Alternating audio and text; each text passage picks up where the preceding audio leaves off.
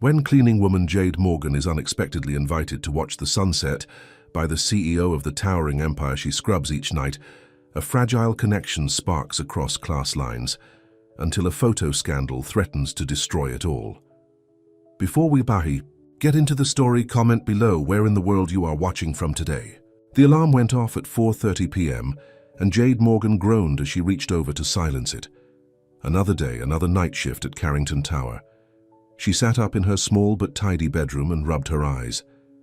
At 26, Jade felt much older than her years. Life had a way of doing that to people who'd been forced to grow up too fast. "Jade, you up?" Her younger sister Lily called from the kitchen of their modest apartment.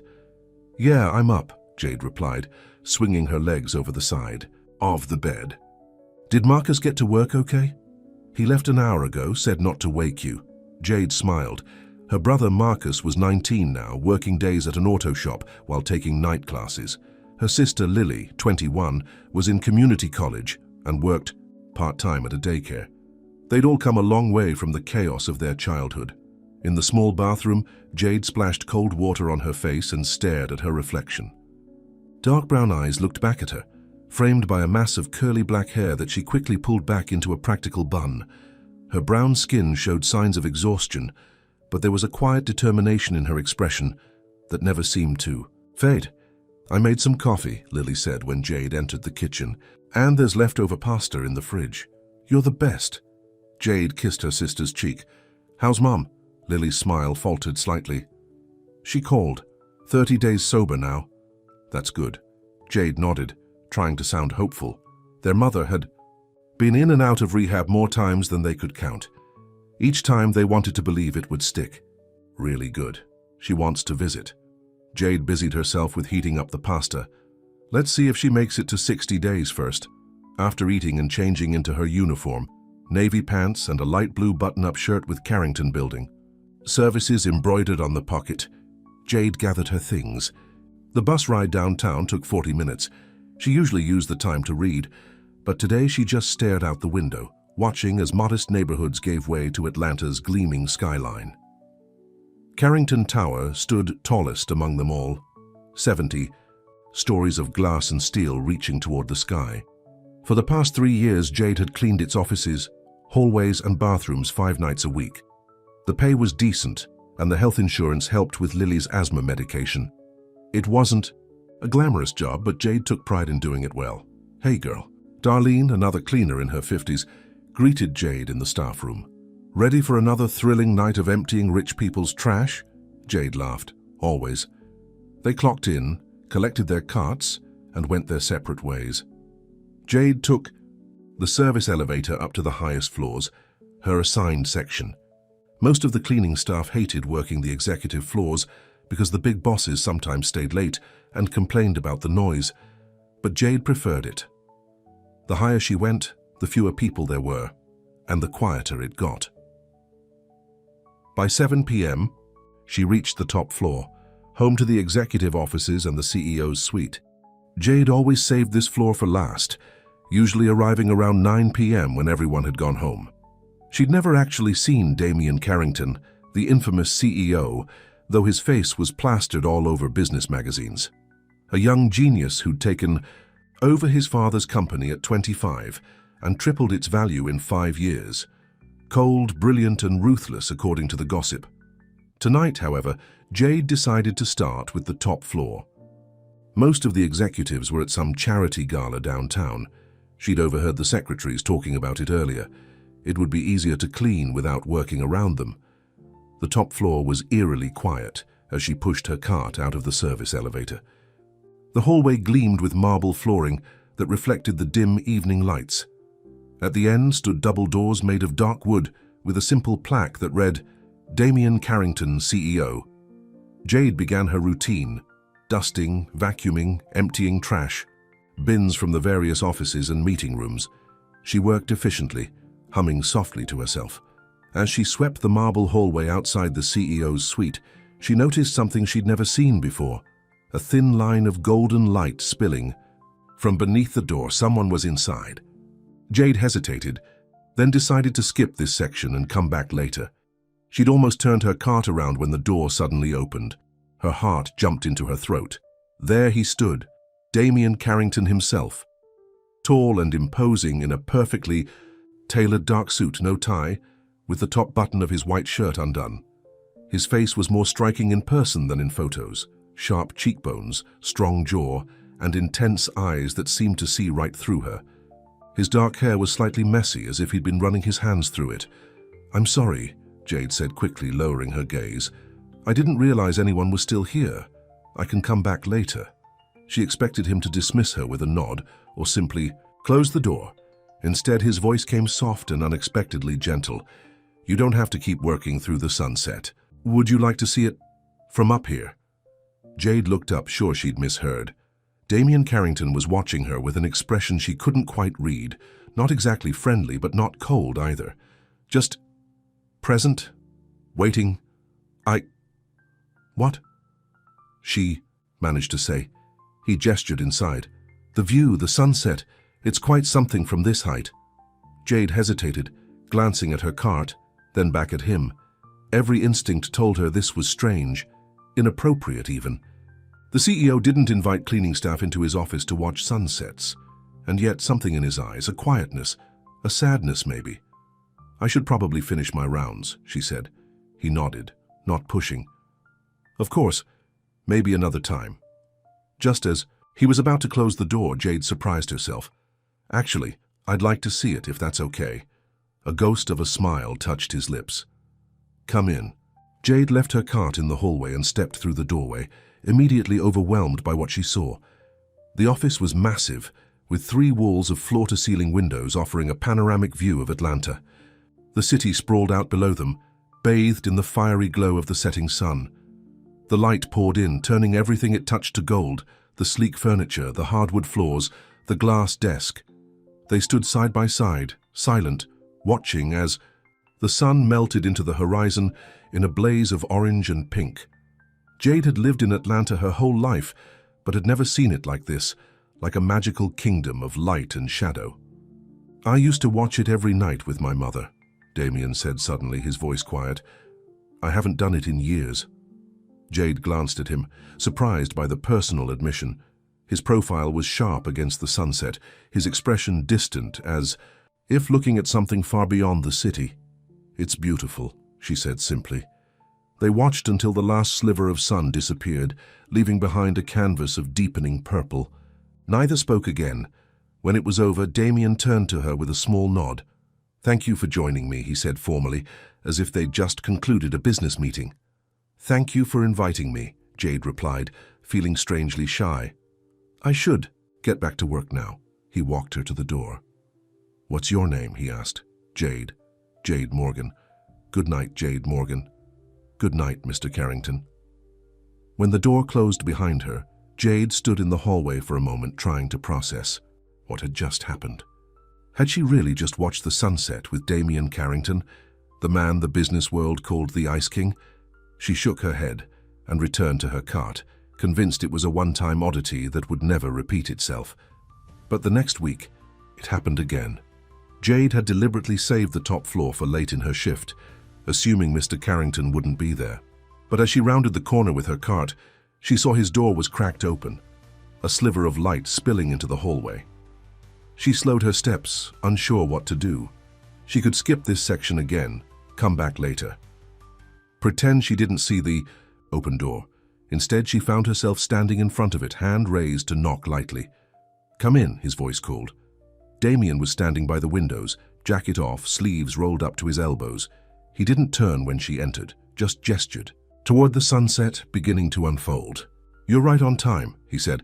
Jade set down her cleaning supplies and walked over to stand beside him, a respectful distance away.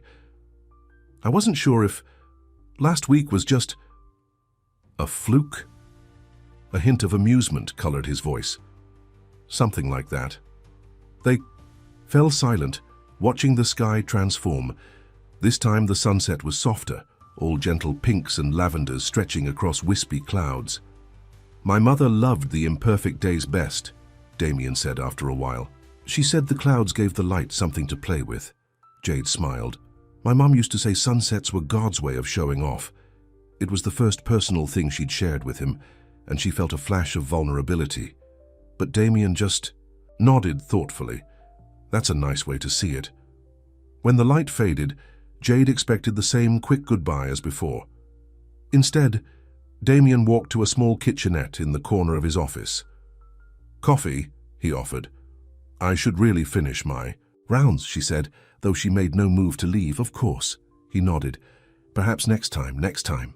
The words lingered in the air between them, an acknowledgement that whatever this was, it wasn't over. Over the following weeks, a pattern developed. Every Tuesday and Thursday, Jade would arrive at the top floor just before sunset to find Damien's tire slightly ajar. They would watch the sky together, sometimes in complete silence, sometimes exchanging a few words about their days or sharing small memories. "How long have you worked here?" he asked one evening. 3 years, she replied. "Started right after my brother graduated high school." Damien looked curious but didn't press. Instead, he offered, "I took over the company 5 years ago, after my father died." "I know," Jade said, then blushed. "I mean, it was in all the papers." A small smile. "Not everything in the papers is true." Gradually, their conversations lengthened. She learned he took his coffee black, worked 14-hour days, and had a younger sister who lived in Europe. He learned she was raising her siblings, loved mystery, novels, and dreamed of going back to school someday to study accounting. "Why accounting?" he asked, genuinely curious. Jade shrugged. "I've always been good with numbers, and it's practical." "Practical," he repeated, as if testing the word. "Is that important to you?" "When you grow up with nothing, practical becomes everything," she answered honestly. Something in his eyes shifted, understanding perhaps, or respect. One evening in late October, Jade arrived to find Damien's office empty. Disappointment washed over her, stronger than it should have been. She was about to turn away when his voice came from the private balcony beyond the office. "Out here," he called. "The view is better." The autumn air was crisp as she stepped onto the balcony. Damien stood at the railing, his usually perfect hair tousled by the wind. Below them, the city lights were beginning to twinkle in the dusk. "It's getting colder," she observed, pulling her uniform jacket tighter around her. Without a word, Damien removed his suit jacket and placed it around her shoulders. The weight of it, the warmth, the faint scent of his cologne, Jade felt suddenly dizzy. "Better?" he asked softly. She nodded, not trusting her voice. They stood closer than usual, watching the stars appear one by one above the city skyline. "When?" His hand brushed against hers on the railing. Neither moved away. "Jade," he said, his voice lower than usual, "I should tell you something." Her heart pounded. "What is it?" Before he could answer, the office door opened, and a sharp voice cut through the moment like glass. "Damien, are you out here? I've been looking every—" "Oh." Jade turned to see a tall, elegantly dressed woman standing in the doorway, her perfectly made-up face frozen in surprise, then quickly morphing into something colder. "Victoria," Damien said stiffly. "I didn't expect you." Clearly. The woman's eyes flicked to Jade, then to Damien's jacket around her shoulders, her red lips tightening. "The board members are waiting in the conference room. The meeting started 20 minutes ago. I lost track of time." Damien's voice had changed, becoming the clipped professional tone Jade imagined he used in boardrooms. "I'll be right there." Victoria gave Jade one last dismissive glance before turning on her heel and walking away. Jade quickly removed his jacket, feeling her cheeks burn with embarrassment. "I'm sorry, I didn't mean to make you late." "It's not your fault," Damien said, but the easy comfort between them had vanished. "I have to go." "Of course." Jade handed back his jacket, careful not to let their fingers touch. "Good night, Mr. Carrington." The formality seemed to hurt him. "Jade, you should go. They're waiting." She forced a smile and hurried back inside, through his office, and out into the hallway where her cleaning cart waited. As she rushed toward the elevator, Jade's mind raced. The woman had looked at her like she was nothing, like she didn't belong in that gleaming tower.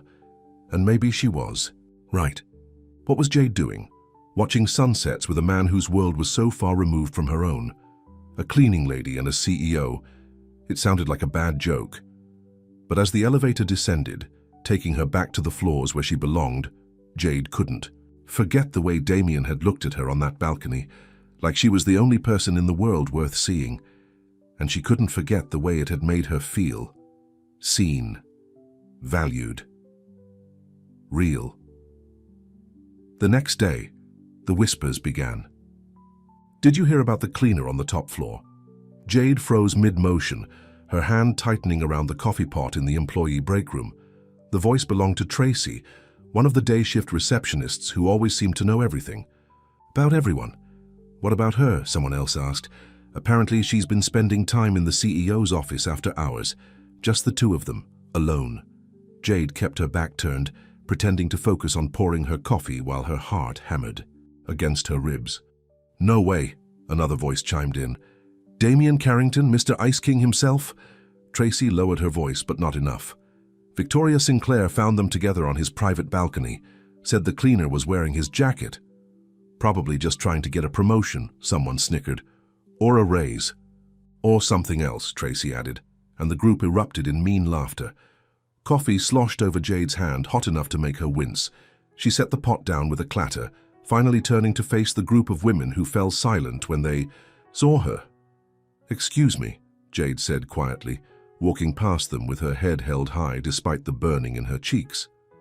Once in the hallway, she leaned against the wall and closed her eyes. It had been 3 days since the incident with Victoria.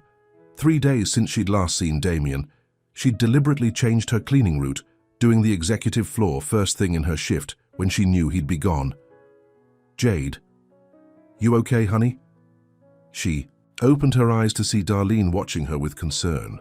"I'm fine," Jade managed. "Just tired." Darlene looked skeptical. "Those stuck-up office girls giving you trouble? I heard them talking." "It's nothing. Doesn't sound like nothing." Darlene touched her arm gently. "You know how people talk in this building, like they ain't got nothing better to do." Jade nodded, grateful for the older woman's kindness. "Thanks, Darlene, I should get back to work." As she pushed her cart toward the service elevator, Jade's phone buzzed with a text from her brother. "Mom's here," was all it said. Jade closed her eyes briefly. After another failed rehab attempt, their mother had been living with her sponsor, promising she was ready to reconnect. Jade had always been the cautious one, while Marcus and Lily were more willing to give second chances, or in their mother's case, what felt like the 100th chance. "I'll be home in the morning," she texted back. "Don't let her take anything."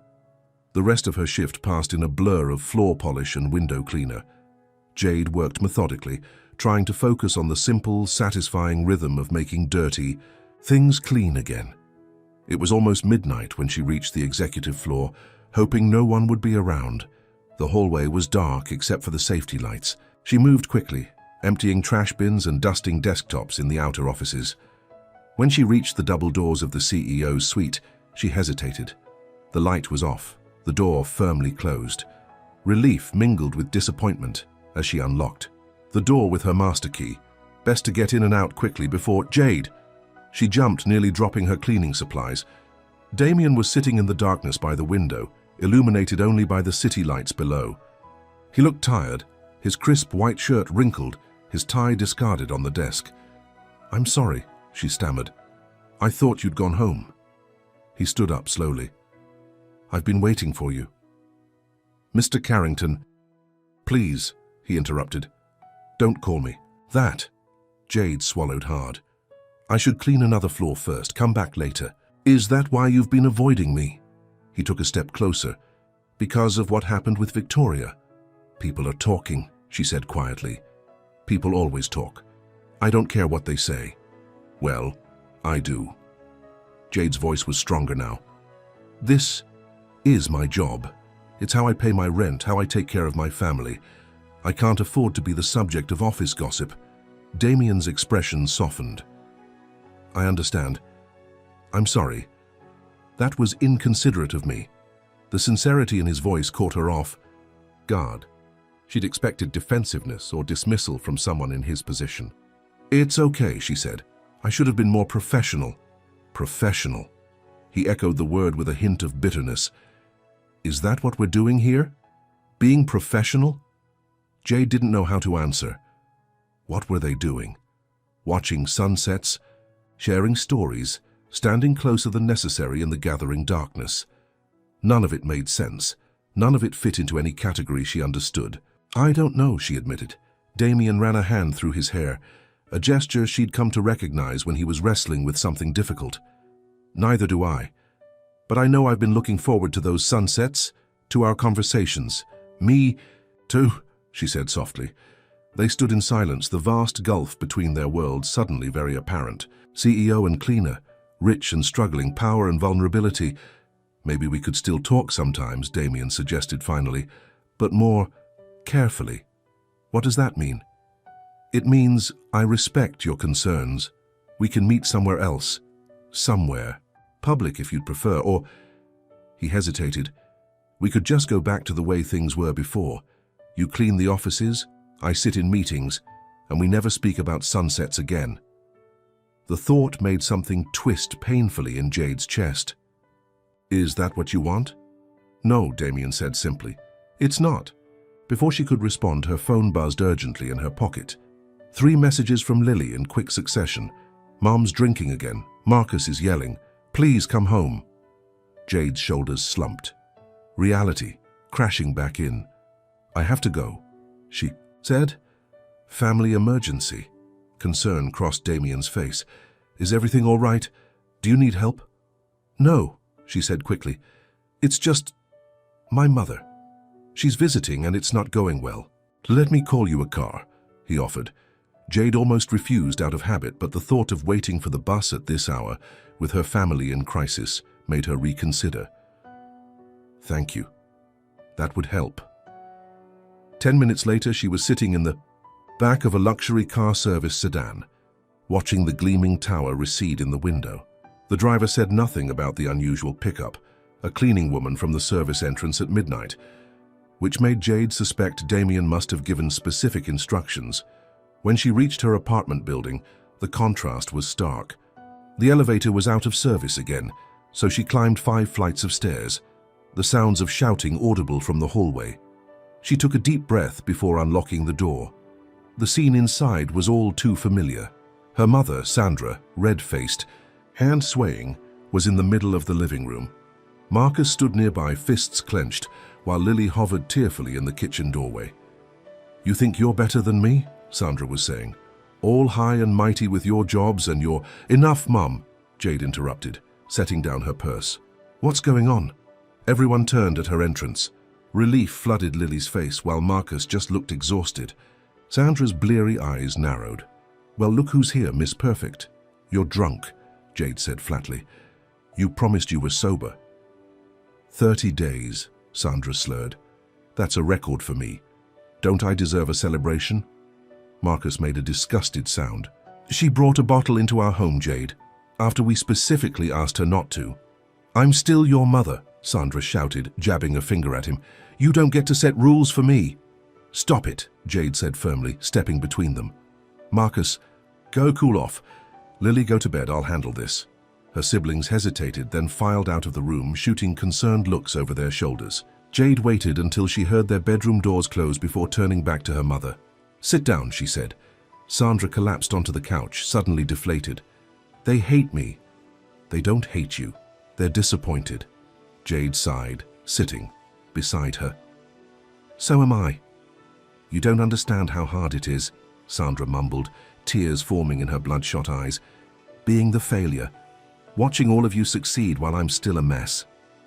Mum, we've been through this before. We want to help you, but you have to actually want to get better. I do want to, Sandra insisted, wiping roughly at her face. I just slip sometimes. Jade had heard these promises many times before. The cycle was exhausting. Hope, disappointment, anger, forgiveness. Then hope again. She was tired of the roller coaster. Where are you staying tonight? She asked. Can't I stay here? Jade shook her head. Not when you're drinking. Those are the rules. After 30 minutes of tears and arguments, Jade finally got her mother into another car service. She'd have to pick up extra shifts to cover the expense, heading back to her sponsor's house.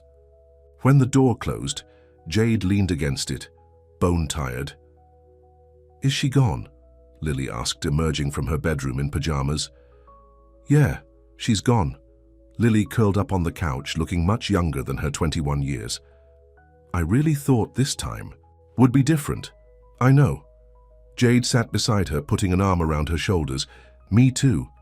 No, you didn't, Lily said with a sad smile. You never believe she'll change. I want to believe it, Jade corrected. I just can't afford to be disappointed again. They sat in silence for a while, the familiar weight of their family struggles settling around them. Finally, Lily asked, How was work? Jade tensed. Fine. Just fine. Because Marcus said Darlene called earlier asking if you were okay. Something about office gossip? It's nothing, Jade said firmly. Just people with too much time on their hands. Lily studied her face. You know you can tell me anything, right? For a moment, Jade was tempted to share everything. The sunsets, the conversations, the confusing feelings that had crept up on her. But the memory of the mocking laughter in the break room stopped her. I know, she said instead. I'm just tired. Let's talk tomorrow. The next day, Jade woke up late, groggy from too little sleep. Marcus had already left for his classes, but Lily was still home sitting at their small kitchen table with a serious expression. Someone's here to see you, she said, as Jade shuffled in, reaching for the coffee pot. What? Who? The answer came in the form of a sharp knock at the door. Jade frowned, pulling her robe tighter as she went to answer it. The woman standing in the hallway was the last person Jade expected to see. Victoria Sinclair, immaculate in a designer suit, her blonde hair pulled back in a severe bun, red lips, curved in a cold smile. Ms. Morgan, she said, I think we need to talk. Jade's stomach dropped. How do you know where I live? I'm the HR director for Carrington Enterprises, Victoria replied smoothly. I know everything about our employees. May I come in? Against her better judgment, Jade stepped aside. Victoria entered, her critical gaze sweeping over the modest apartment, lingering on the second-hand furniture and the water stain on the ceiling. Cozy? She said in a tone that suggested anything but. What do you want, Ms. Sinclair? Jade asked, crossing her arms. Victoria turned to face her. I'll be direct. Your friendship with Damien Carrington is causing problems. We haven't done anything wrong, haven't you? Victoria raised a perfectly arched eyebrow. A cleaning staff member spending private time with the CEO? The power dynamics alone make it inappropriate. We just talk, Jade said defensively. About what exactly? Company information, business strategies, or perhaps your financial situation? Victoria glanced pointedly around the apartment. The implication was clear, and it made Jade's blood boil. I've never asked him for anything, not money, not favors, nothing. Not yet, Victoria said coldly. But we both know it's only a matter of time. Women like you always want something from men like him. Women like me, Jade repeated, her voice dangerously quiet. Let's not pretend, Victoria said with a dismissive wave. Damien Carrington is one of the most eligible bachelors in Atlanta. Wealthy, powerful, attractive. Do you really think you're the first employee to catch his eye? Or try to catch his? Lily appeared in the kitchen doorway, her expression concerned. Jade, everything okay? It's fine, Lily, Jade said without taking her eyes off Victoria. Ms. Sinclair was just leaving. Victoria smiled thinly. Think about what I've said, Ms. Morgan. Damien has worked too hard to build his reputation. He doesn't need this kind of distraction. She opened her purse and pulled out a white envelope. I'm prepared to offer you a generous severance package if you resign voluntarily. Jade stared at the envelope, shock giving way to anger. You want to pay me to quit? I want to resolve this situation before it becomes messier than it already is, Victoria corrected. Consider it compensation for any inconvenience. Get out, Jade said quietly. Excuse me? Get out of my home. Jade opened the door. Now. Victoria's composure slipped just for a moment before she recovered her cool smile. As you wish, but the offer stands. For now. She placed the envelope on the coffee table. Don't make this more difficult than it needs to be. After Victoria left, Jade sank onto the couch, hands shaking. Who was that? Lily asked, wide-eyed. And what's going on? Jade opened her mouth to explain, then closed it again. How could she make her sister understand something she barely understood herself? Just work drama, she said finally. Nothing important. Didn't sound like nothing, Lily pressed. What was that about? You and the CEO, Jade sighed, knowing she couldn't keep the truth from her sister any longer. We've been talking lately, watching sunsets from his office. It's nothing romantic, just friendly. Lily's eyebrows shot up. Friendly? With Damien Carrington?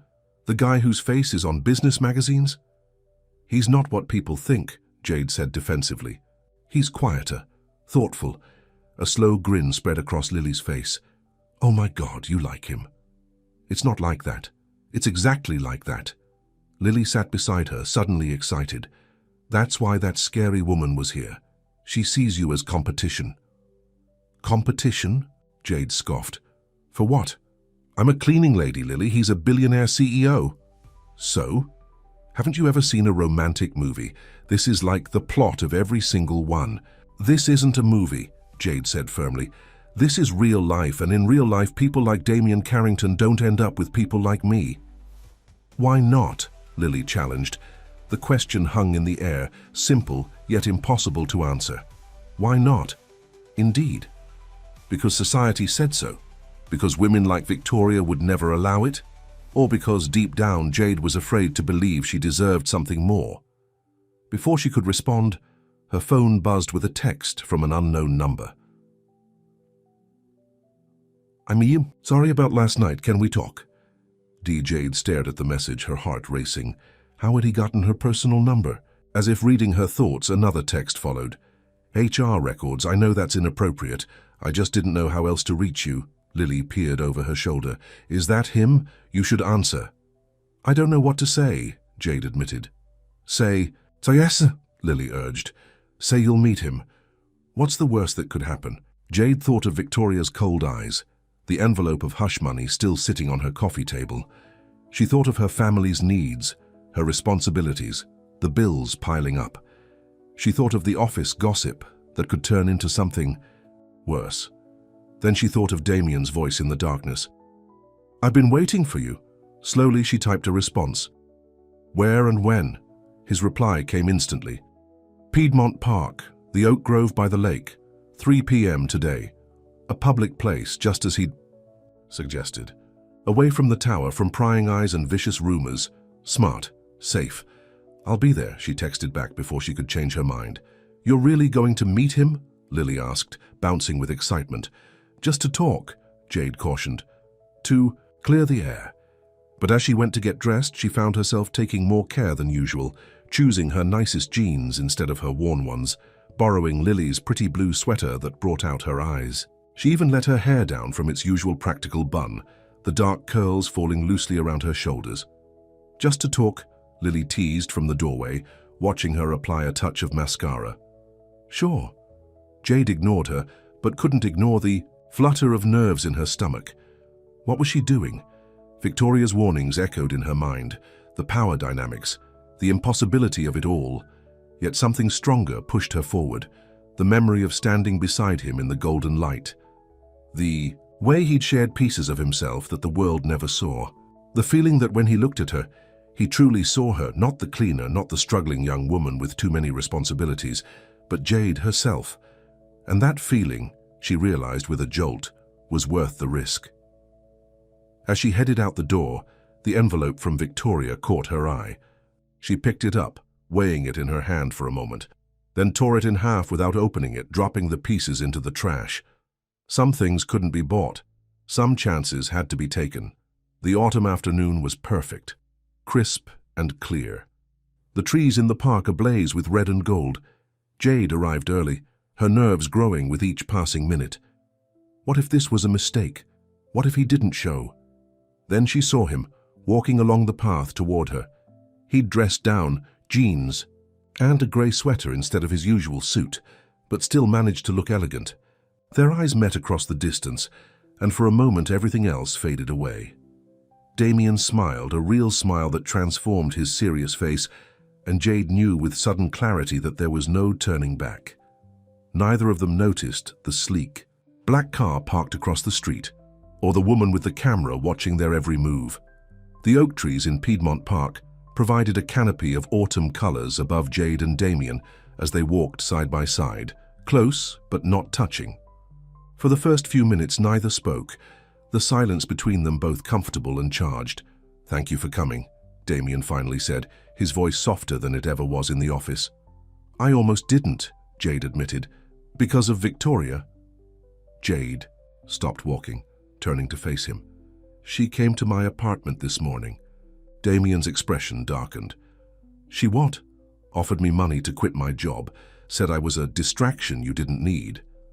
"I had no idea," he said, running a hand through his hair in that now familiar gesture. "Jade, I'm so sorry. That was completely inappropriate." "Is she your girlfriend?" Jade asked bluntly. The question had been burning inside her since the night on the balcony. "No," Damien said firmly. "Victoria is the HR director and a family friend. Her father and mine were business partners. She's been pushing for something more between us for years, but I've never been interested." Relief washed over Jade, followed quickly by confusion. "Then why would she go to such lengths to get rid of me?" "Because she's ambitious," Damien said simply. "And she sees anyone who gets close to me as competition. For my attention, for influence over the company." He hesitated. "For other things." "But I'm just—" "Don't," he interrupted, his tone gentle but firm. "Don't say you're just anything." They resumed walking, fallen leaves crunching beneath their feet. A jogger passed them, and a family with a dog played nearby, a reminder that they were in public, away from the isolation of his penthouse office. "I'll speak to Victoria," Damien said after a while. "Make sure she understands that her behavior was unacceptable." "That might make things worse," Jade pointed out. "She already thinks there's something inappropriate happening between us." Damien turned to look at her directly. "Is there?" The directness of the question caught Jade off guard. "I don't know," she answered honestly. "Is there?" A ghost of a smile touched his lips. "I think there could be, if we wanted it." Jade's heart hammered in her chest. "People like you don't usually want people like me." "Maybe I'm not people like me," he countered. "Maybe I'm just me, Damien, the person who watches sunsets and misses his mother and talks to you because for some reason I can breathe when you're around." The simple honesty of his words sent a warmth through Jade that had nothing to do with the afternoon sun. "What would this even look like?" she asked, gesturing between them. "In the real world, I mean. Outside of sunsets and private offices." Damien considered the question seriously. "I don't know," he admitted, "but I'd like to find out, if you would." "I have a lot of responsibilities," Jade warned.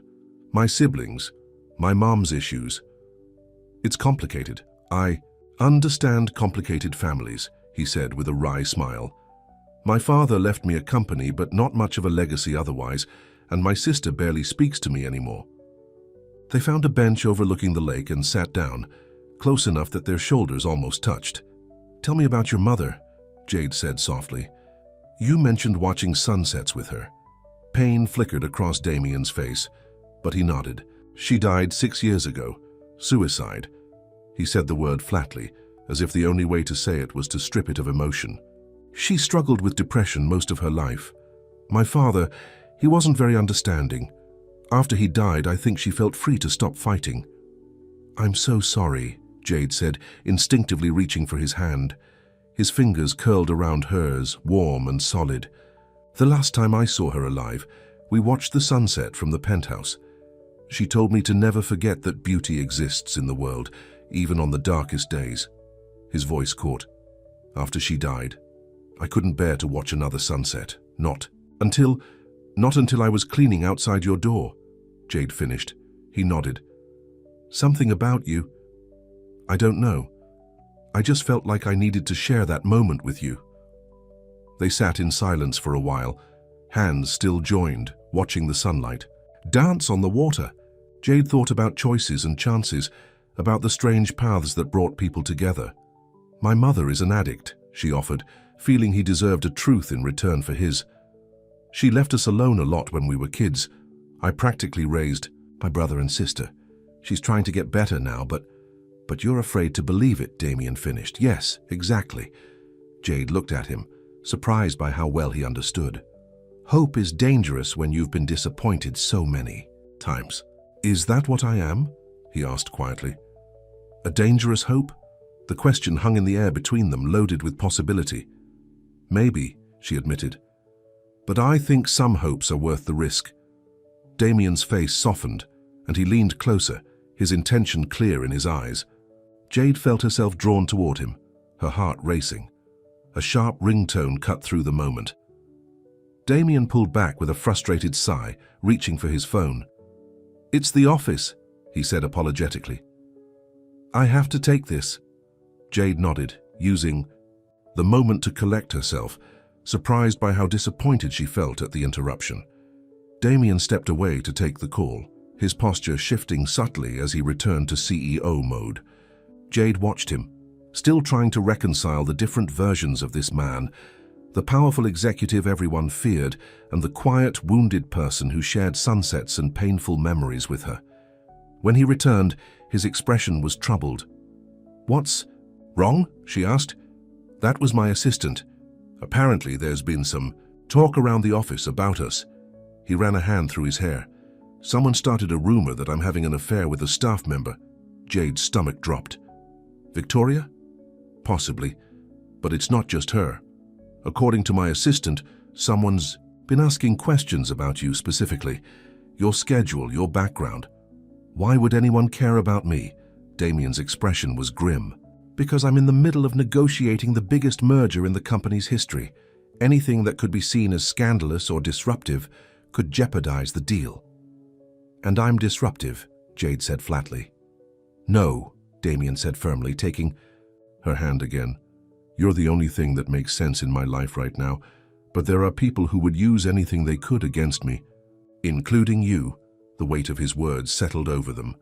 This wasn't just about office gossip anymore. It was about powerful interests, millions of dollars, careers, and reputations. "Maybe we should be more careful," Jade suggested, though the thought pained her.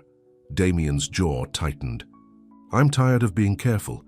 I've spent years living exactly how everyone expected me to, following my father's plans, maintaining the perfect image, keeping everyone at a distance." His fingers tightened around hers. "Meeting you. It's the first real thing that's happened to me in a long time. I don't want to give that up." His words sent a warmth through Jade's chest, even as worry crept in around the edges. "What do we do then?" "We live our lives," Damien said simply. "I'd like to take you to dinner. A real dinner at a real restaurant. Not hiding in my office or meeting secretly in parks. Are you sure that's a good idea?" Jade asked, though she couldn't deny the thrill that ran through her at the thought. "No," he admitted with a small smile. "But I'm going to do it anyway. If you'll say yes." Jade thought about Victoria's warning, about the office gossip, about all the reasons this was complicated and risky. Then she thought about the way Damien looked at her, like she was something precious and rare. "Yes," she said finally. "I'd like that." His smile was worth every doubt, every whisper, every risk. As they parted ways later that afternoon, Damien insisted on calling her a car back to her apartment. Before she got in, he caught her hand one last time. "Friday," he said. 7 o'clock, I'll pick you up." "I'll be ready," she promised. The next few days passed in a blur of nervous excitement. Jade told Lily about their meeting in the park and their upcoming date, swearing her to secrecy from Marcus, who would only worry. "It's like a fairy tale," Lily gushed, helping Jade sort through her limited wardrobe for something suitable for a fancy restaurant. "The billionaire and the cleaning girl." "It's not a fairy tale," Jade insisted. "It's complicated and probably a bad idea." "The best love stories always are," Lily said with a dramatic sigh. "What are you going to wear?" That was the problem. Jade had never been to the kind of restaurant someone like Damien Carrington would frequent. Her nicest dress was years old, bought for a job interview, and nothing in her closet seemed remotely appropriate. "Maybe I should cancel," she said, staring hopelessly at her open closet. "Don't you dare," Lily warned. "We'll figure something out." The solution came from an unexpected source. That night at work, Jade confided in Darlene about her dilemma, carefully omitting who her date was with. "Girl, why didn't you say something sooner?" Darlene exclaimed. "My daughter owns a boutique, nothing fancy, but she gets some nice consignment pieces. Let me make a call." The next evening, Jade found herself in a small shop across town, where Darlene's daughter, Monica, greeted her warmly. "Mom told me you needed something special," Monica said, leading her through racks of gently used clothing. "Let's find you something that'll knock his socks off." After trying on several options, Jade emerged from the dressing room in a deep blue dress that fit like it was made for her. Simple but elegant, with a modest neckline and a hem that fell just below her knees. "That's the one," Monica declared. "You look stunning." For the first time in a long time, Jade felt beautiful. The price tag made her wince, but it was still far less than something new would have cost. She handed over her credit card, telling herself the splurge was worth it, just this once. Friday evening arrived with a mixture of anticipation and anxiety. Jade spent more time on her appearance than she had in years, letting Lily help with her makeup and hair. "You look amazing," Lily said when they finished, her eyes wide. "Seriously, Jade, like a movie star." Before Jade could respond, a knock sounded at the door. 7 o'clock exactly on time. Marcus, who had returned from his evening class early, looked up from his textbook with a frown. "Who's that?" "Just a friend," Jade said quickly. "I'm going out for a bit." She hurried to the door before her brother could ask more questions, her heart pounding. When she opened it, Damien stood in the hallway, elegant in a dark suit. For a moment, he just stared at her, his expression soft with admiration. "You look beautiful," he said simply. "Thank you," Jade replied, suddenly shy. "You too." "I mean, handsome, not beautiful." He smiled at her nervousness. "Ready to go?" She nodded, grabbing her purse and the wrap Monica had thrown in as a gift. "Let's go." As she closed the door, she caught a glimpse of Marcus watching from the living room, his expression suspicious. She'd have to deal with that later. Downstairs, a sleek black car waited at the curb, drawing curious stares from her neighbors. Jade had never felt more conscious of the differences between her world and Damien's than in that moment, stepping from her run-down apartment building into his luxury. "See and nervous?" Damien asked as they pulled away from the curb. "A little," she admitted. "I've never been to a fancy restaurant before." "Just be yourself," he said, covering her hand with his. "That's who I want to have dinner with, not someone putting on airs or trying to impress me." The restaurant was in Buckhead, one of Atlanta's most exclusive neighborhoods. As they pulled up to the entrance, Jade's anxiety spiked. The building was all gleaming stone and glass, with uniformed valets and well-dressed patrons entering through heavy oak doors. "We can go somewhere else if you'd prefer," Damien offered. Sensing her hesitation, Jade took a deep breath. "No, I want to experience your world too. Just stay close, okay?" "I'm not going anywhere," he promised. Inside, the restaurant was a study in understated luxury. Soft lighting, crisp white tablecloths, the gentle clink of fine china and crystal. The maitre d' recognized Damien immediately. "Mr. Carrington, wonderful to see you again. Your usual table is ready." They were led to a quiet corner with a view of the Atlanta skyline, already glittering with early evening lights. A bottle of wine appeared without being ordered, and menus were presented with a flourish. "Your usual table," Jade teased once they were alone. "You come here often?" "For business dinners," Damien explained. "Never for pleasure. Until now." Jade glanced at the menu and immediately felt lost. There were no prices listed, which was alarming in itself, and many of the dishes were described in terms she didn't understand. "I have no idea what any of this is," she confessed. Damien smiled. "Would you trust me to order for us?" Normally, Jade would have bristled at the idea of a man ordering for her, but Damien's tone held no condescension, only a genuine desire to help. She nodded gratefully. As they waited for their food, Jade felt eyes on them from around the restaurant. Curious glances, whispered comments behind hands. Damien, however, seemed completely focused on her, asking about her day, her siblings, her dreams for the future. "I've always wanted to go back to school," she admitted. "Get my accounting degree, maybe start my own bookkeeping business someday." Why haven't you? Damien asked. Money, time, responsibilities. Jade shrugged. Life got in the way. Life has a way of doing that, Damien agreed, but it's never too late to change direction. The food, when it arrived, was like nothing Jade had ever tasted, delicate flavors that seemed to transform on her tongue, beautifully presented on china that probably cost more than her monthly rent. She tried to focus on the meal and the conversation, but couldn't shake the feeling of being watched.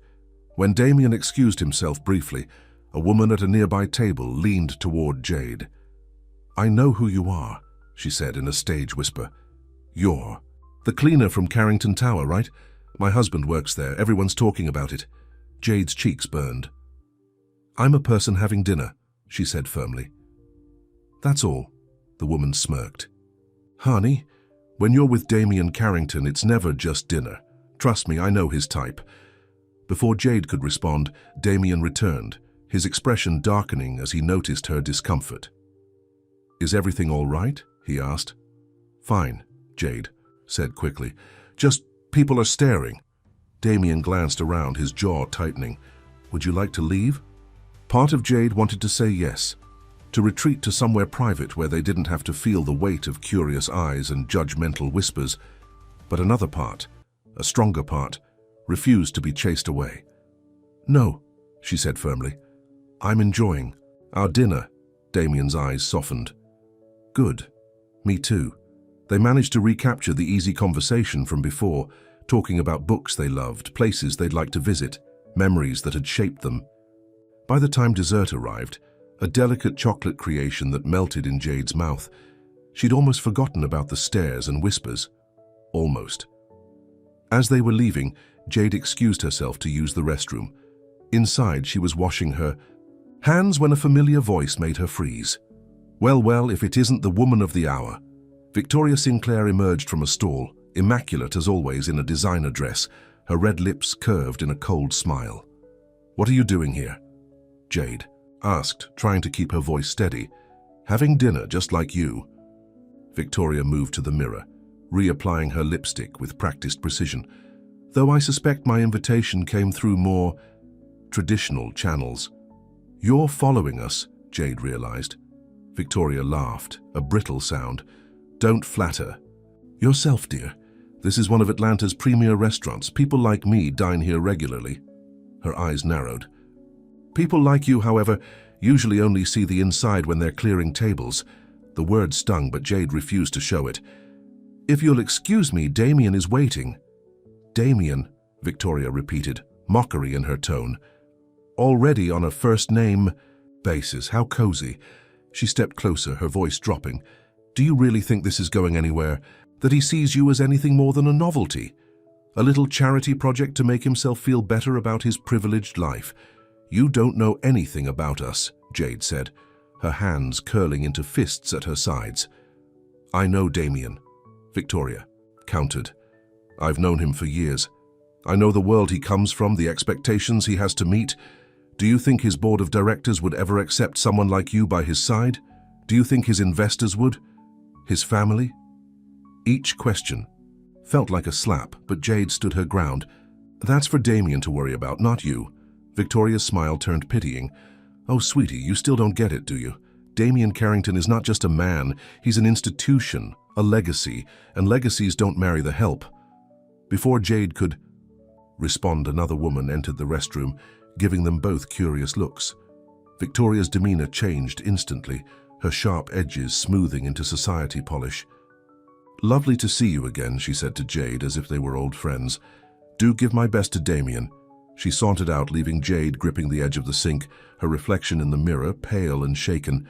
When she returned to Damien, he immediately sensed something was wrong. What happened? Victoria's here, Jade said quietly. She cornered me in the restroom. Damien's expression hardened. What did she say to you? Nothing I haven't already thought myself, Jade admitted, about us being from different worlds, about me not fitting into your life. Damien took her hand across the table, not caring who saw. The only person who gets to decide what fits in my life is me, and I've never been more certain of anything than I am of you. The drive back to Jade's apartment was quiet. both lost in their own thoughts. When they arrived, Damien walked her to the door. "I'm sorry about tonight," he said. "About Victoria, about the stairs. It wasn't how I wanted our first real date to go." "It wasn't all bad," Jade said with a small smile. "The food was amazing, and the company wasn't terrible either." He laughed, the tension in his shoulders easing. "High praise indeed." They stood close in the dimly lit hallway, the air between them charged with possibility. Slowly, Damien raised a hand to her cheek, his touch feather-light. "May I?" he asked softly. Jade nodded, her heart racing as he leaned in, his lips meeting hers in a gentle kiss that quickly deepened, sending warmth spreading through her entire body. His arms encircled her waist, drawing her closer, and Jade found herself rising on tiptoe, her hands sliding up to his shoulders. When they finally broke apart, both slightly breathless, Damien rested his forehead against hers. "I've been wanting to do that since the first sunset," he confessed. "Me too," Jade admitted. A door opened down the hall and they stepped apart, suddenly aware of their surroundings. "I should go," Damien said reluctantly. "Can I see you tomorrow?" Working," Jade reminded him. "Sunday then, we could have lunch somewhere quieter, more private." "I'd like that," she said, already looking forward to seeing him again. One more quick kiss and then he was gone, leaving Jade leaning against her apartment door, her lips still tingling, her heart lighter than it had been in years. Inside, she found Marcus waiting up for her, his expression serious. "So," he said without preamble, "Damien Carrington." Jade sighed. "You recognized him." "Hard not to. His face is on the cover of Business Week this month." Marcus crossed his arms. "What are you doing, Jade?" "Having dinner with someone I like," she said defensively. "Is that a crime?" "With your boss? The CEO of the company you clean for?" Marcus shook his head. "Do you know how that looks?" "I don't." "Care how it looks?" Jade snapped, her good mood evaporating. "Why does everyone assume I have some ulterior motive, that I'm trying to get something from him?" "Because that's how the world works," Marcus said bluntly. "Rich, powerful men don't date women like us unless they want something. And once they get it, they move on." The words hit too close to Victoria's warnings, stirring up Jade's own buried fears. "Damien isn't like that." "You barely know him," Marcus pointed out. "I know enough," Jade insisted. "And I'm an adult. I can make my own decisions." Marcus's expression softened. "I just don't want to see you get hurt. You've spent your whole life taking care of everyone else. You deserve better than to be some rich guy's temporary distraction." Jade felt tears prick at her eyes, touched by her brother's concern, even as she bristled at his assumptions. "I'm not a distraction to him. I don't know what I am yet, but it feels real, Marcus. It feels important." Her brother studied her face for a long moment, then sighed. "Just be careful, okay? If he hurts you, I'll have to try to beat him up. And he can probably afford better lawyers than we can." The joke broke the tension, and Jade laughed, pulling her brother into a hug. "I'll be careful, I promise." That night, as Jade lay in bed, her mind replayed every moment with Damien, the restaurant, the conversation, the kiss that still made her skin tingle when she thought about it. But Victoria's words kept intruding, like poison seeping into a perfect moment. "Legacies don't marry the help." Her phone buzzed with a text message.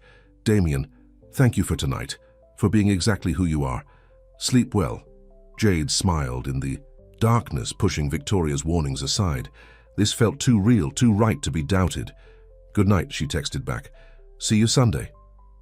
But as she drifted off to sleep, she couldn't shake the feeling that something was shifting, that forces beyond her control were being set in motion. The fairy tale Lily had imagined was becoming real. But Jade knew enough about fairy tales to remember that before the happy ending, there was always a moment when everything fell apart. She just didn't expect that moment to arrive with the Sunday morning newspaper. The headline stared up at her from the kitchen table when she emerged from her bedroom, bleary-eyed and reaching for coffee. Marcus sat stone-faced beside it, while Lily hovered nervously nearby. Carrington CEO's secret affair with cleaning staff screamed the front page of the Atlanta Star's Society section. And beneath it, a photo of Damien and Jade in Piedmont Park, his hand holding hers, their faces close together. Jade's world tilted sideways as she sank into a chair, reaching for the paper with trembling hands. The article was worse than the headline. Full of anonymous sources claiming Jade had been pursuing Damien for months, insinuations about her motives, details about her family's financial struggles, and her mother's addiction issues. Someone had done their research, digging into her past, exposing private pain for public consumption, and at the bottom, a quote from a company executive who wished to remain anonymous that made Jade's blood run cold. Damien has always had a soft spot for charity cases. This isn't the first time he's taken an interest in someone less fortunate. It never lasts, of course. Once the novelty wears off, he moves on to the next project.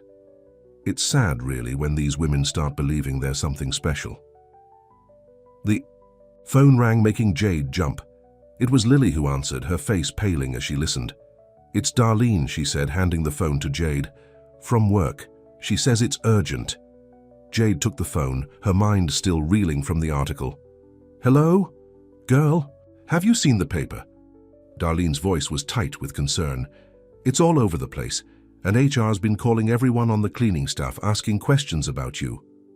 "What kind of questions?" Jade asked, though she already knew the answer. "About you and Mr. Carrington. About whether you've been inappropriate at work." Darlene's voice dropped. "Someone's gunning for you, honey, and they're playing dirty." As if on cue, Jade's phone buzzed with another call, an unknown number. She said goodbye to Darlene and switched over. "Ms. Morgan," a crisp, professional voice. "This is Robert Chen from Carrington Enterprises Human Resources. We need you to come in for a meeting today regarding some concerns that have been raised about your conduct." "My conduct?" Jade repeated, anger rising through her shock. "What about the conduct of whoever leaked private information about me to the press?" "That will be addressed as well," Mr. Chen said smoothly. "The meeting is at noon. Mr. Carrington will be present, as will Ms. Sinclair and other members of senior management." Victoria. "Of course. I'll be there," Jade said, her voice steadier than she felt. After hanging up, she stared at the newspaper again, at the photo of her and Damien that should have been a private moment, at the lies and half-truths twisted into a narrative that made her seem calculating and him foolish. Her phone buzzed again, a text from Damien. "I just saw the article. I'm so sorry. This is inexcusable. I'm handling it. Please don't worry." Too late for that, Jade thought. The damage was done. Her privacy violated, her character questioned, her job likely hanging by a thread. "What are you going to do?" Marcus asked quietly.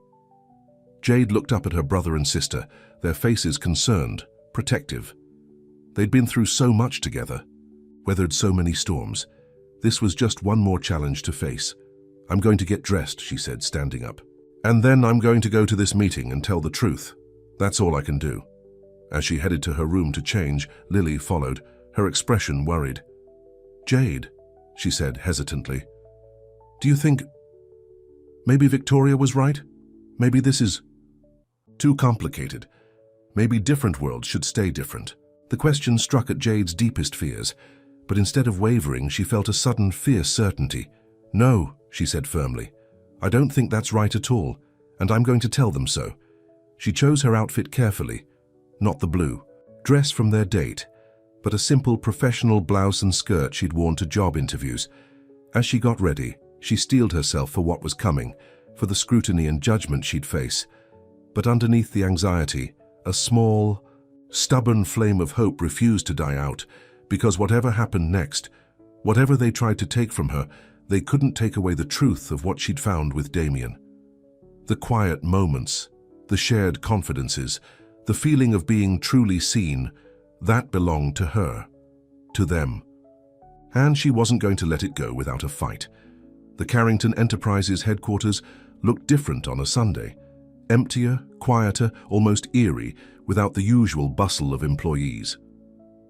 As Jade stepped off the elevator onto the executive floor, her footsteps echoed in the silent hallway. She'd walked this same path hundreds of times with her cleaning cart, invisible to most. Today, she felt exposed, every eye on her. The security guard who had nodded her through the lobby with barely a glance on workdays now scrutinized her visitor badge with exaggerated care. The receptionist, who normally ignored her existence, watched her pass with undisguised curiosity. "There she is," the woman whispered to a colleague. "The cleaner from the newspaper." Jade kept her chin up, refusing to show how much the words stung. By the time she reached the large conference room at the end of the hall, her heart was pounding, but her resolve was firm. Inside, a group of people sat around a long mahogany table. Victoria Sinclair was there, of course, immaculate despite it being Sunday, her red lips curved in a smile that didn't reach her eyes.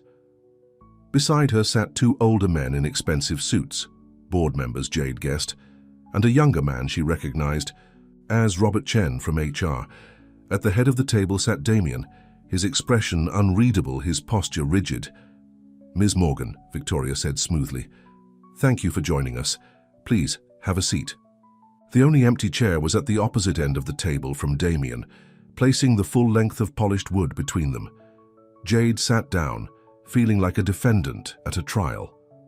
"I assume you've seen this morning's paper," Victoria continued, sliding a copy of the Atlanta Star across the table.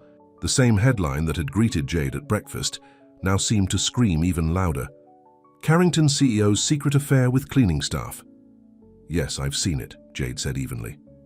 "Then you understand why this meeting was necessary," one of the older men said. His nameplate read Walter Davidson, board chairman. "Carrington Enterprises has a reputation to maintain, a standard of conduct. A standard that apparently includes leaking private information about employees to the press," Jade countered. Walter's bushy eyebrows rose. "I assure you, no one in this room is responsible for that unfortunate breach of privacy." Jade didn't miss the quick flicker of Victoria's eyes, the slight tightening of her perfectly painted mouth. But before she could call her out, Robert Chen cleared his throat. "Ms. Morgan, we're concerned about the nature of your relationship with Mr. Carrington," he said, consulting a folder in front of him. "Company policy clearly states that relationships between employees of significantly different positions must be disclosed to human resources to ensure no conflicts of interest arise." "This isn't an interrogation, Robert," Damien spoke for the first time, his voice cold. "I thought I made that clear." "Of course not, Mr. Carrington," Chen backpedaled quickly. "We're simply trying to understand the situation." Jade looked directly at Damien, finally meeting his eyes across the length of the table. His face softened almost imperceptibly, a silent message of support. "Mr. Carrington and I have been talking," Jade said simply. "Watching sunsets, getting to know each other. That's all." "That's all?" Victoria repeated skeptically. "The article suggests a more intimate relationship." "The article is filled with lies," Damien said sharply, "written by someone who clearly had an agenda." The other board member, a silver-haired man named Frank Powell, according to his nameplate, cleared his throat. "Damien, you must understand our concern.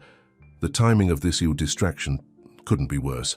The Westbrook merger is at a critical stage. Any hint of scandal could spook their board." "I'm well aware of the merger timeline, Frank," Damien said tersely. "I'm also aware that my personal life is my own business." "Not when it affects the company," Walter countered. "Not when it's plastered across the Sunday papers. Your father built this company on a foundation of respect and propriety. My father built this company on fear and intimidation," Damien interrupted, his voice deadly quiet. "Let's not pretend otherwise." An uncomfortable silence fell over the room. Jade sat very still, feeling the weight of decades of history and power dynamics she only partially understood. "Perhaps," Victoria suggested smoothly, "the simplest solution would be for Ms. Morgan to take a leave of absence until the merger is complete, with full pay, of course." Her smile was all teeth. "For her own comfort, given the unwanted attention." "No," Jade said firmly. "I need my job, and I haven't done anything wrong." "No one is suggesting you have," Chen said quickly. "But surely you can see how your presence might be disruptive right now."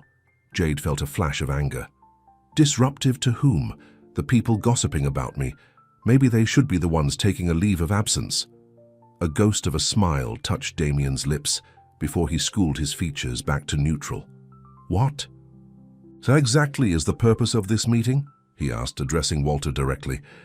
To intimidate Ms. Morgan, to dictate who I can and cannot spend time with. Because if so, I should remind you that while you are the board chairman, I am still the majority shareholder of this company. Walter's face reddened. No one is dictating anything, Damien. We're simply concerned about appearances, about timing. Think what Mr. Davidson is trying to say, Victoria interjected, is that perhaps it would be best for everyone if this situation were handled with more discretion, at least until after the merger. Jade looked from face to face, suddenly, understanding with perfect clarity. How you want us to hide, to sneak around and pretend there's nothing between us so the important people don't get uncomfortable. It would only be temporary, Chen assured her. No, Damien said flatly. Absolutely not. All eyes turned to him in surprise, including Jade's. Damien, be reasonable, Frank began. I've spent my entire life being reasonable, Damien cut him off.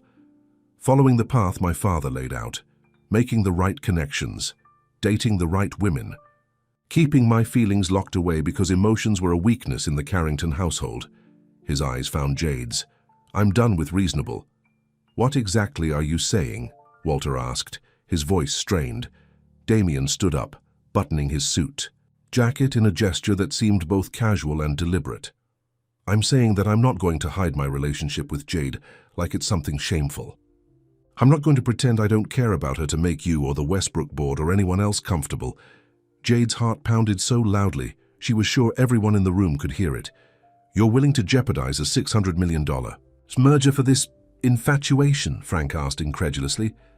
If Westbrook wants to back out because I'm dating someone I care about, then perhaps they're not the kind of partners we want anyway, Damien replied coolly. Victoria's composure finally cracked. This is ridiculous, she snapped. She's a cleaning woman, Damien. What can she possibly offer you that someone of your own standing couldn't provide? This is just another of your rebellions against your father's legacy. That's enough, Victoria, Damien said, his voice like ice. You've overstepped. I've overstepped. Victoria's laugh was brittle. What about her? Coming into your office after hours, taking advantage of your grief over your mother. I said enough. Damien's palms slammed down on the table, making everyone jump. I know it was you, Victoria, the newspaper, the anonymous sources, the information about Jade's family that no one else would have access to. Victoria's face paled, but she rallied quickly. You can't prove that. Actually, he can, came a new voice from the doorway. All heads turned to see a young woman with glasses and a serious expression, holding a manila folder. Jade recognized her as Damien's executive assistant, though they'd never spoken. Ellie? Damien looked surprised. What are you doing here on a Sunday? You asked me to look into who might have leaked information to the press, Ellie reminded him, stepping into the room. I found something interesting in the email server logs. She glanced at Victoria, whose face had gone completely white. Someone sent a very detailed email to a reporter at the Atlanta Star on Friday night, including several photos taken in Piedmont Park. She placed the folder in front of Damien, who opened it and scanned the contents, his expression hardened. You had us followed, he said to Victoria, disbelief coloring his tone. You hired someone to take pictures of us in the park.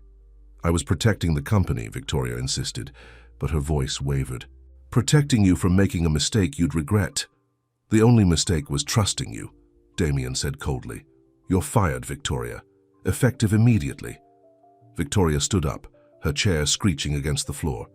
You can't fire me. My father helped build this company. So I've given you years of loyalty. You gave me years of ambition disguised as loyalty, Damien corrected. There's a difference. The board won't stand for this, Victoria threatened, looking to Walter and Frank for support. I'll sue for wrongful termination. So you accessed confidential employee records without authorization and leaked them to the press, Ellie pointed out, adjusting her glasses. I believe that violates several company policies, not to mention possibly breaking privacy laws. Victoria's mouth opened and closed, but no words came out. Finally, she snatched her purse from the table and stormed toward the door, pausing only to glare at Jade. This isn't over, she hissed. He'll tire of you eventually, they always do. Then she was gone, the click of her heels fading down the hallway. An awkward silence filled the room. Robert Chen looked like he wanted to disappear into his chair. Walter and Frank exchanged meaningful glances. "Well," Walter said finally, "that was unfortunate." "Indeed," Damien agreed, his tone making it clear the subject of Victoria was closed. "Now, gentlemen, I believe we've taken up enough of Ms. Morgan's Sunday, unless there's actual company business to discuss." Walter sighed heavily. "Damien, regardless of how this information came to light, the concern about the merger remains valid. James Westbrook is very traditional, very concerned with public image."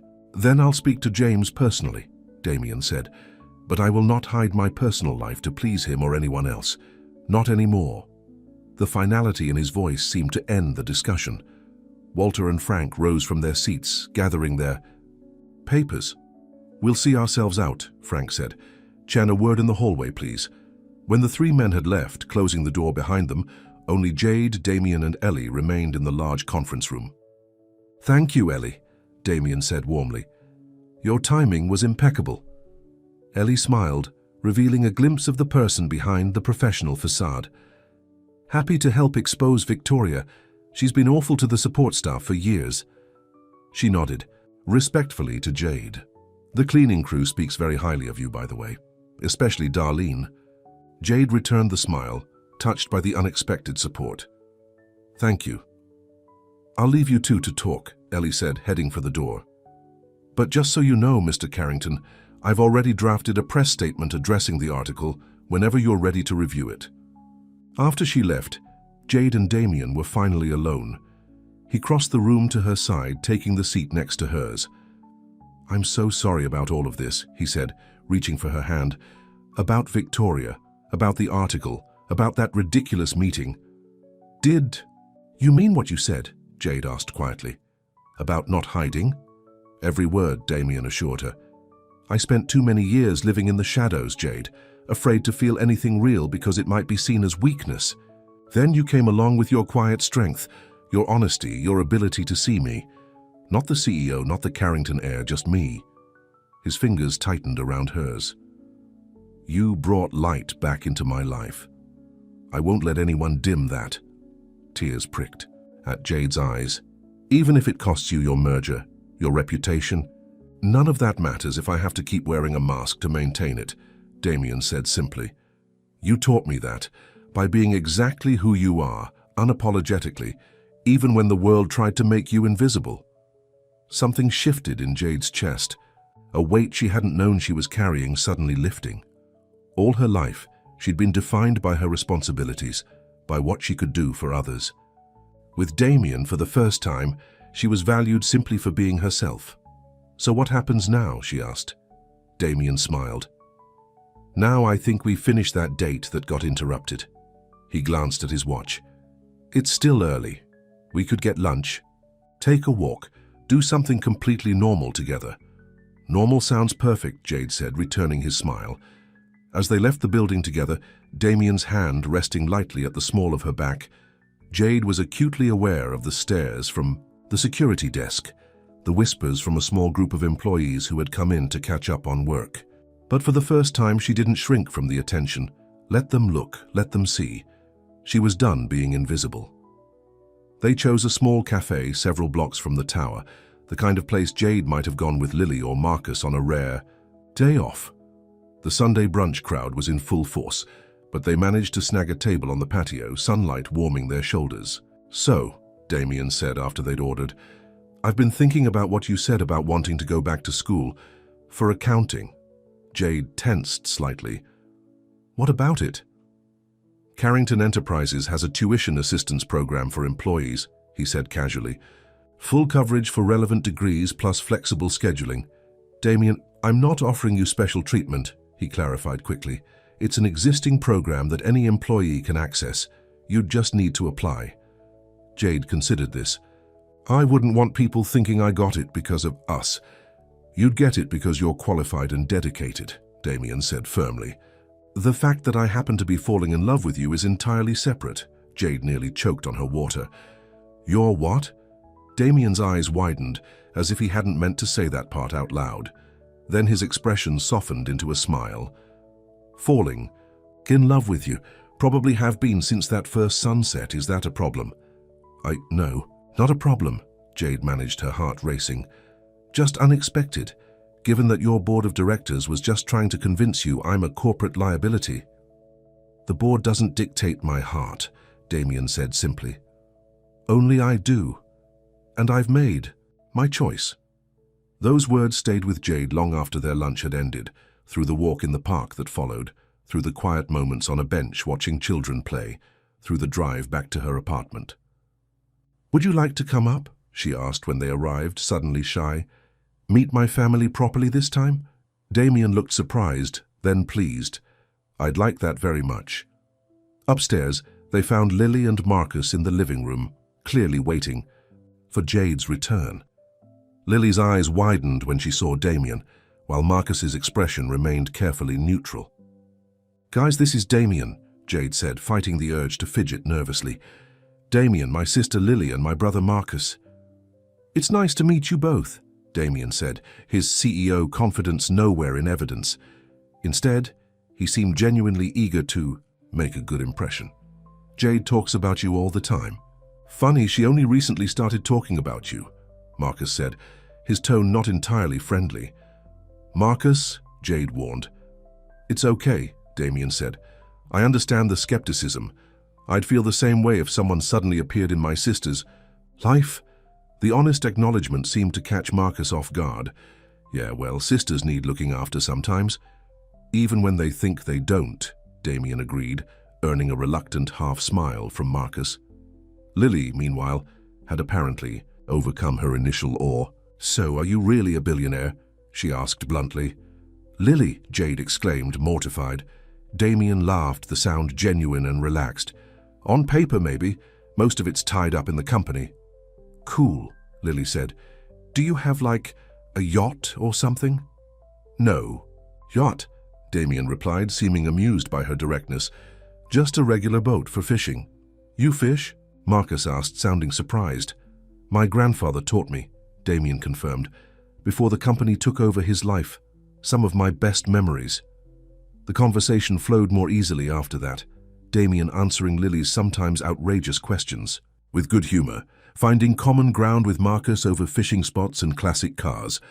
Jade watched in wonder as the man who intimidated corporate executives and commanded boardrooms fit seamlessly into her small living room, perched on their second-hand furniture, completely at ease. Later, as night fell, Damien reluctantly prepared to leave. I have an early meeting tomorrow, he explained, the aftermath of today's events. Jade walked him to the door, suddenly aware of Lily pretending not to watch from the kitchen. Thank you for today, for everything. Thank you for letting me meet your family, Damien said softly. They're great, Jade. I see why you're so proud of them. They liked you too, Jade said. Even Marcus, though he'd never admit it, Damien smiled, then grew serious. About tomorrow, that people will be talking. The article, Victoria's departure, it won't be easy. I know, Jade acknowledged, but I can handle it. I believe you can handle anything, Damien said, his eyes warm. But you don't have to handle it alone, not anymore. He leaned in to kiss her, a gentle touch that still sent sparks through her entire body. When they broke apart, his hand lingered on her cheek. I meant what I said earlier, he whispered, about falling in love with you. Jade took a deep breath, finding courage in his openness. I think I'm falling in love with you too. His smile was like sunrise breaking through clouds. I'll call you tomorrow. Good night, Jade. Good night, Damien. As she closed the door behind him, she turned to find both Lily and Marcus watching her, their expressions a mix of concern and curiosity. So, Marcus said carefully, this is really happening. Yes, Jade replied simply. It really is. He seems different than I expected, her brother admitted. Less stuck up, Lily supplied, because I thought he'd be super snobby, but he's actually kind of nice. He is nice, Jade said, smiling at their reactions. He's just a person, with his own struggles, his own pain, his own hopes. Marcus studied her face. You're really falling for him, aren't you? I think I already have, Jade confessed. Marcus sighed, then nodded slowly. Okay, just be careful still. Take it slow. I will, Jade promised, touched by his concern. We both will. Later that night, as Jade prepared for bed, her phone lit up with a text from Damien. It wasn't words, just a photo of the sunset they'd watched together that first evening, taken from his office window. A reminder of where it had all begun. She fell asleep smiling, the image of golden light filling her dreams. The weeks that followed were not without challenges. As Damien had predicted, the gossip continued.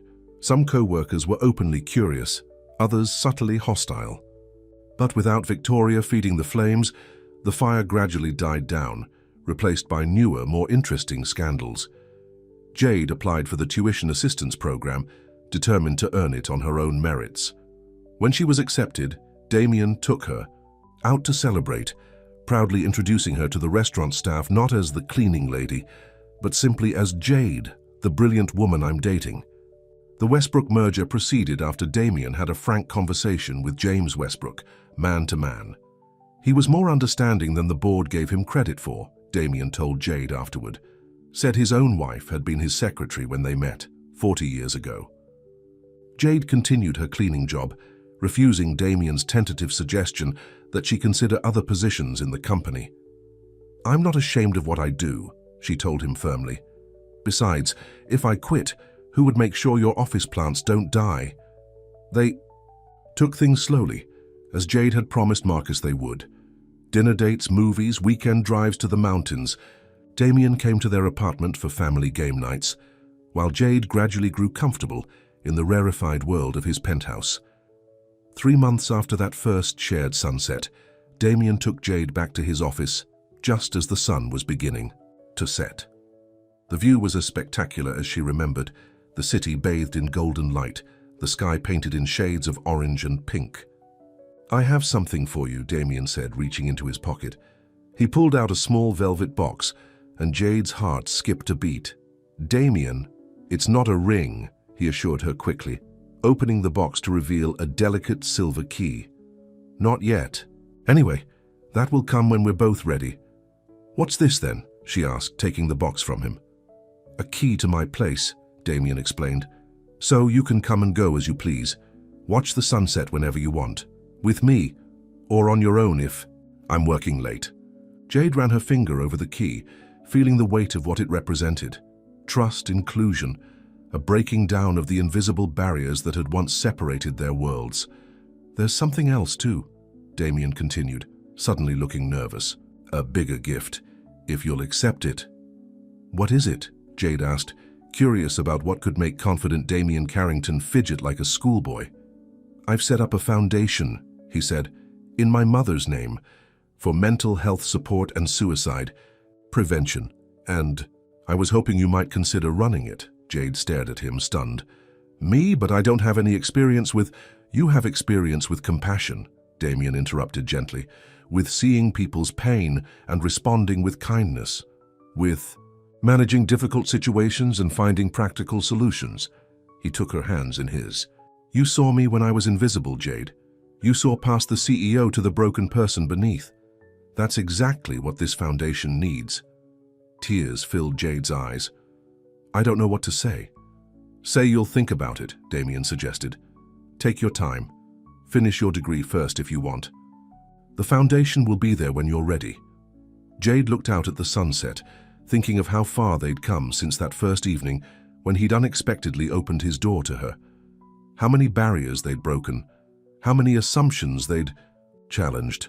You don't have to keep working through the sunset, he had said that night. Would you like to see it from up here?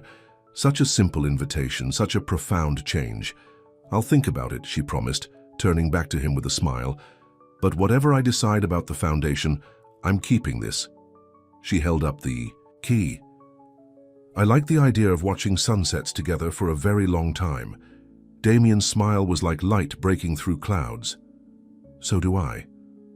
As the sun sank below the horizon, casting the city in a warm, golden glow, Damien pulled Jade into his arms.